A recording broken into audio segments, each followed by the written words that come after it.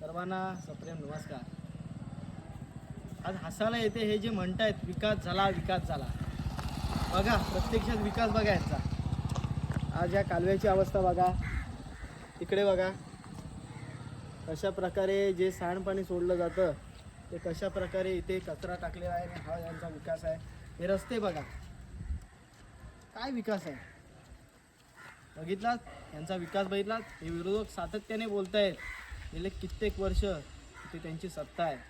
मी आज प्रचारादरम्यान असताना मी किल्ल्या गावात आलो आणि मला बघायचंच आहे की हाही कुठल्या कुठल्या गावात काय काय विकास केला आणि हा विकास बघण्यासाठी आलो आणि त्यांचा प्रत्यक्ष विकास मी तुम्हाला दाखवतो.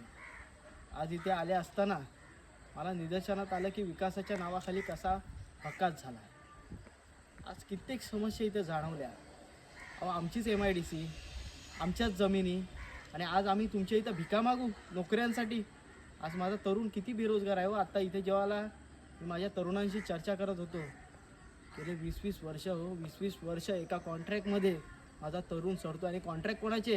यांच्याच्या ठेकेदारांचे, जे गावाचे हुकुमशाह ठरवतात, येतात इलेक्शनच्या वेळी सांगतात 500 रुपयात आम्ही लोकांना विकत घेतो आणि घरोघरी जाऊन 500 रुपयात लोकांना विकत घेतात 5 वर्षाचा, असं ते सांगतायत. त्यांच्यासाठी हा विकास केला. आज आमच्या जमिनी जर सरकारचा GR आहे 80% घेतले पाहिजेत, हे मी तुम्हाला पहिल्या व्हिडिओमध्ये सांगितलेलं आहे.